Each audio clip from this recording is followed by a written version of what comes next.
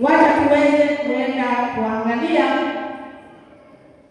katika juma mzima, juma hili lote, kuanzia siku ya kwanza ya wiki ambayo tulianza Jumapili mpaka siku ya leo, somo lote lilikuwa linasimama na ujumbe ya kwamba ujumbe ambao ulikuwa tunauendeleza katika hili juma ni injili inayoishiwa, sio kuhubiriwa tu. Injili ambayo Mama Dorcas alikuwa anaishi katikati ya hiyo injili, sio injili ya kuhubiriwa. Unajua, injili ya kuhubiriwa tunaweza tukahubiriana, lakini baada ya mahubiri kuisha, kila mmoja akawa amebaki imeishia pale. Na hata ukienda ukimuuliza, na leo kumehubiriwa nini, anakwambia mimi wajua nilikuwa niko pale, lakini nikasikia tu makelele. Hata wengine wamelala. Unaona, hata hivi tunavyoendelea, wengine wako harakati ya kufanya nini, ya kulala. Wacha nikuambie, mimi sitakuwa kama yule pasta aliyesema eti nyumbani kwa Baba ni mahali pa kupumzika. Kwa hiyo wewe ukija unataka kupumzika, ulale ndani ya kanisa. Wacha nikuambie, Biblia inasema kila jambo na wakati wake. Sasa wakati wa kulala ni wakati mwingine, wakati huu ni wakati wa mahubiri. Bwana Yesu asifiwe. Sasa kwa sababu nimeona watu wamelala, nataka nikupatie kisa. Kulikuwa na mzee mmoja, nisikilizeni vizuri. Kulikuwa na mzee mmoja alikuwa anaenda kanisani siku ya Sabato. Alafu mwanaume huyo akawa amechelewa, kwa vile wengine wamechelewa kuja kanisani. Sasa jiani amekazana kabisa mpaka anatoa jasho, alafu akakutana na shetani. Wewe ulimuona shetani njiani? Mimi sinaongea na watu. Ulikutana na shetani? Kumjui? Sikiliza. Huyu mwanaume alikutana na shetani, alafu akamuuliza, wewe mzee, mbona pio hivi mpaka jasho linakutoka? Mwenzangu, unakimbilia nini? Akamwambia, nimechelewa naenda kanisani. Unaenda kanisani? Akamwambia, haya, hata mimi nami sitakuchelewesha, lakini neno moja nataka nikupatie ujumbe. Ukifika huko kanisani unapoenda, hebu nisalimie watu wangu. Yule mwanaume akashangaa, kanisani kuna watu wako? Wako huko, nitawajuaje niwapatie salamu zako? Akasema, sikiliza, mhubiri anapohubiri, ukiona mtu amelala, huyo ni wangu, mpe salamu. Bwana Yesu asifiwe. Hebu angalia jirani yako, yuko macho ama amelala, umpatie salamu. Dalili nyingine akamwambia, huko kanisani wakati mahubiri yanaendelea, ukiona mtu yuko bizi na simu, huyo ni wangu, mpatie nini? Salamu. Angalia jirani yako, yeye yuko kwa simu, kwa internet, ama yuko bizi kusikiliza neno la Mungu, umpatie salamu. Ukiona dalili nyingine, mahubiri yanaendelea, lakini huyo mtu ni anasemesha, huyo ni wa shetani. Shetani akamwambia, huyo ni wangu, patie nini? Salamu. Tunapoenda kuanza mafundisho, kila mmoja awe mjumbe wa mwingine, kupeana nini? Salamu. Na chunga usiwe hapa ukapewa salamu zinazotoka kwa nini? Kwa shetani. Haya, nimewapatia kazi sasa, kila mmoja awe yuko katika hiyo kazi, mishe ya kupeana nini? Salamu. Na wewe mwingine chunga usipewe salamu, kwa sababu hizo salamu hazitoki kwa mtu mzuri. Yaani injili inayoishiwa, sio ya kuhubiriwa tu. Na tulipokuwa tunaendelea kuangalia injili hii ya namna gani, tulipata kusoma katika kile kitabu cha Matendo 9:36, tukakuta hapa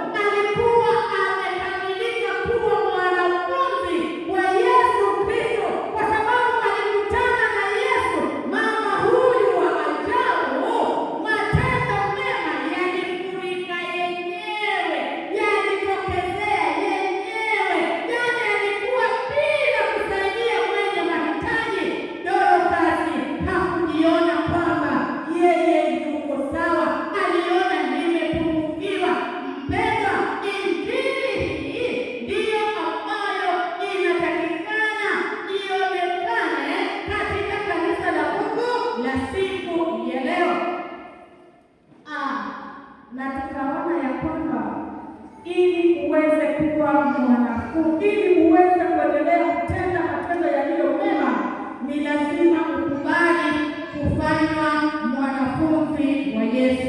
Halafu sikiliza, kulikuwa na pointi fulani ambayo nimekinakili mahali hapa. Yaani cheo kikubwa mbele za Mungu sio kwamba wewe ni enda wa kanisa, sio kwamba wewe ni mwinjilisti au pasta, si kwamba wewe ni mkurugenzi, ni rais, lakini cheo kikubwa katika mbingu mbele za kiti cha enzi cha Kristo ni kuitwa mwanafunzi. Bwana Yesu asifiwe. Na hili kuwa mwanafunzi ni uweze kukubali kukutana na Yesu Kristo.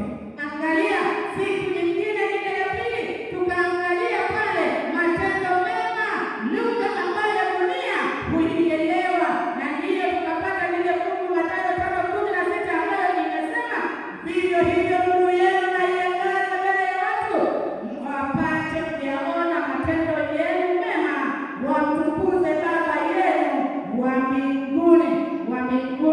Wacha nikuambie mpendwa, matendo mema yanahubiri hata zaidi ya kunena maneno. Kupitia matendo wengi wanapata kuja kwa Yesu. Alafu siku ya tatu nikaipenda pia siku hii kwa sababu Yakobo alikuwa ametufundisha kitu, ametufundisha dini ambayo ni safi mbele za Mungu, isiyokuwa na taka, ni kuwatazama, kuwatembelea mayatima na wajane na kuangalia katika dhiki yao na kujilinda katika dunia pasina kuwa na mawaa. Na kichwa kilikuwa kinasema dini ya kweli ikiwa katika matendo, dini ya kweli ikiwa katika matendo. Na siku ya nne, wakati injili inagusa maumivu, wakati injili inagusa nini? Maumivu. Na tuliona hali ya kuwa mama huyu Dorcas alipokuwa akiendelea kutenda matendo yaliyo mema, alifika wakati akapatikana na mauti, na alipopatikana na mauti, wale wanafunzi waliokuwa wanafunzi kupitia matendo yaliyokuwa mema, wapendwa, hawakukubali kwamba mama huyu alale mauti. Walikusanyana, wakakimbia, wakatuma wajumbe wamfikie nani? Mtumishi wa Mungu Petro, alikuwa ndiyo pasta katika mji ule wa Yafa. Akafika pale, akaitwa mara moja. Nikachukulia hata huyu Petro naye alikuwa yuko katika chama hiki, akawa anaitwa Dorokamo. Dorokamo na Dorcas wanapokuwa ndani ya kanisa na kushikilia majukumu yao, wapendwa, kazi ya Mungu inamalizika na Yesu apate kurudi, tuweze kuenda na kupumzika. Bwana Yesu asifiwe. Angalia jirani yako, kama unakuta yuko katika zile ishara nilizokuambia, mpe salamu. Usisahau. Nikasoma kitu kingine hapa. Petro alipofika pale, hakufanya maneno mbele za watu. Aliagiza huyu mama, huu mwili ubebwe upelekwe mahali ambapo ni mahali kwa siri, na ndiyo maana walimchukua mama Dorcas wakampeleka orofani. Alafu mtumishi wa Mungu Dorokamo Petro alipoingia pale, aliwatoa wote nje, akabaki yeye na nani? Alibaki na nani ndani ya ile chumba? Ninaongea na mtu ama wewe unaona, alipowatoa wale wengine wote, wale wajane, hata wale watakatifu pale ndani, alibaki na nani? Huyu Petro alibaki na Dorcas peke yake. Wewe nawe ni mtu wa ajabu. Unaona tu maiti peke yake, auone Mungu pale.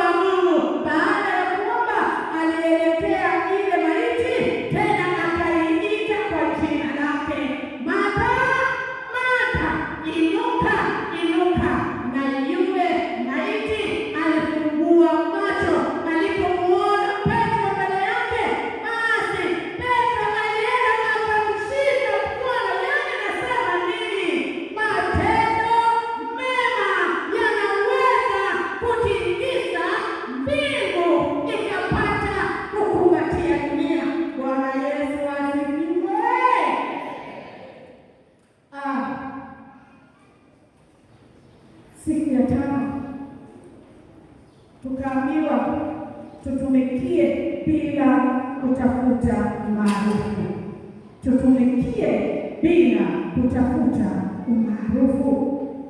Na katika hali hii ya kutumikia bila kutafuta umaarufu, kunaweza kukafikia wengi zaidi, na ndio maana maneno ya Yesu katika kile kitabu cha Mathayo 6:1-4 amewaonya wale wanafunzi ili wasiweze kupatwa na kiburi, akawaambia, msifanye wema wenu machoni pa nani? Pa watu, kusudi mtazamwe.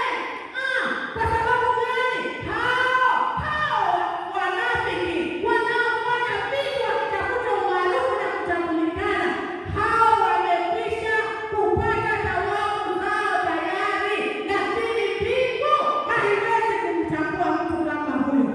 Usikate tamaa, usivunjike moyo ndugu yangu, nawe dada yangu, endelea kufanya huduma hii hata bila kutambulikana, hata bila sifa kusikia unasifiwa, unatajwa mahali, lakini kwa kupitia tabia hii ya kutenda wema na kuwajali maskini na wajane na wale mayatima wenye mahitaji, mbingu inajua, mbingu inanakili.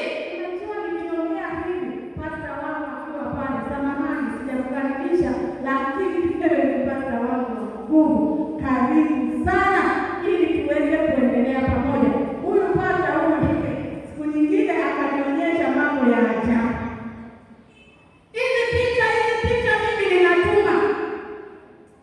Nikakutana na mama mwingine analala chini ya mti. Hii maneno sio hadithi za kumwasi, ni vitu vinavyofanyika wapendwa. Tunapoendelea kubaki ndani ya kanisa siku zote, hutaki kutoka, hutaona maneno kama haya, hutajua kuna wengine wanapitia maisha magumu. Lakini hebu tutoke tukawatazame wale mayatima na wale wajane na wale maskini walio na mahitaji.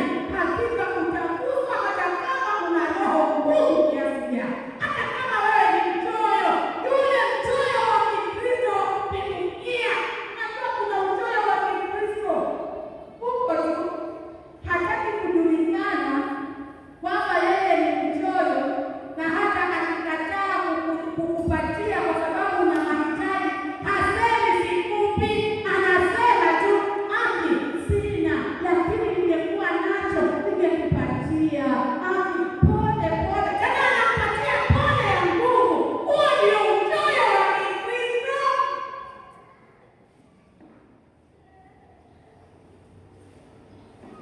Lakini nilipoanza kuchukua hiyo picha, maana hata mimi mwenyewe nilitoa machozi.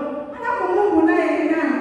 Siku hiyo tumetembelea hapo, tunapoendelea kusoma neno la matumaini, kukasimama kiwingu. Sijui kilikuwa kimetoka wapi, na ilikuwa ni wakati wa kiangazi. Kiwingu kikasimama, upepo nao ukaanza, ikamurusha kile kiwingu. Kilipofika pale, manyunyu yakaanza tena, kale kachandarua kalipokuwa kamemfinika pale, amekafunga, yaani hapo kachandarua kalibebwa na upepo, tukiwa tuko pale. Nikasema Mungu nayo hii ni nini? Yaani ulikuwa nakungoja tufike, halafu ndio tuonyeshe ile shida ambayo huyu mama anaipitia.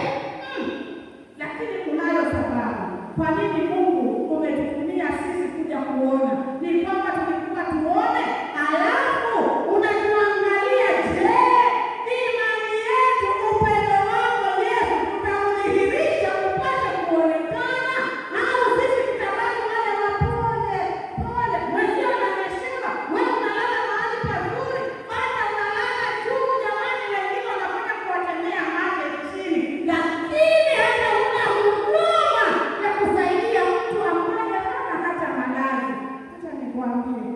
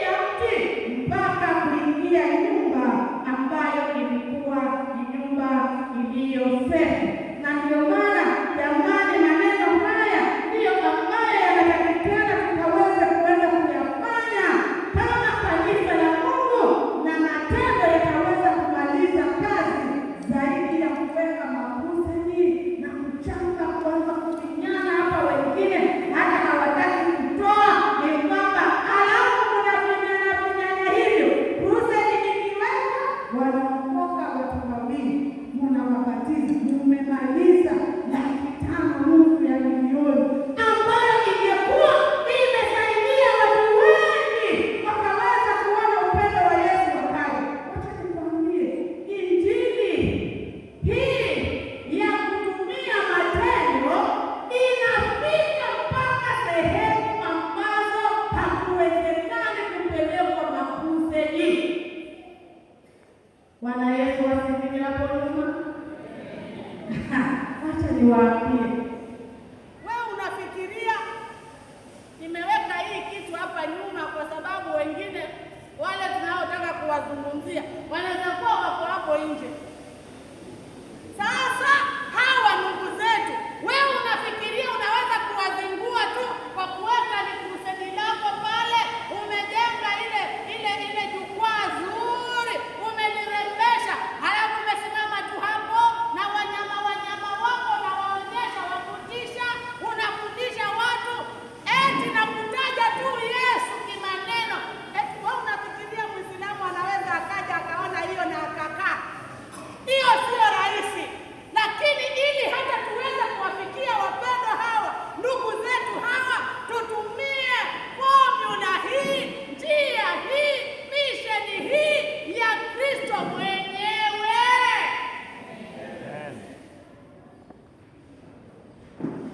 Wacha nikwambie, jana tukaona injili inayoponya na inayoleta urejesho, yaani injili inayoponya na nini na urejesho. Hii injili ilikuwa inasimuliwa katika kitabu kile cha Isaia. Wacha tuweze kwenda tuangalie fundisho letu lile la siku ya leo, ambalo fundisho hili wapenda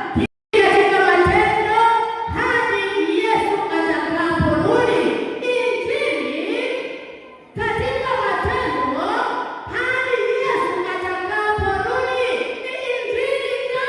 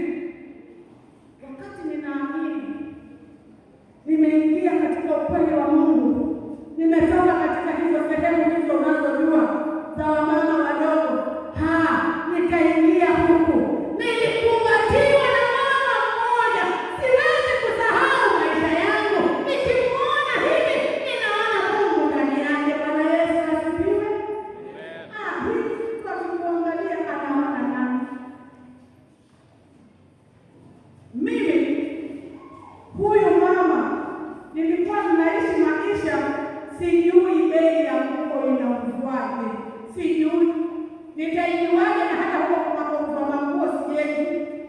Mimi roho yangu nikiona kitu kizuri na kipenda nataka ninunue. Na mimi sina fedha, nitaenda vipi nikanunue? Ndio nikawa habari ya nguo na bei zake sina habari nazo.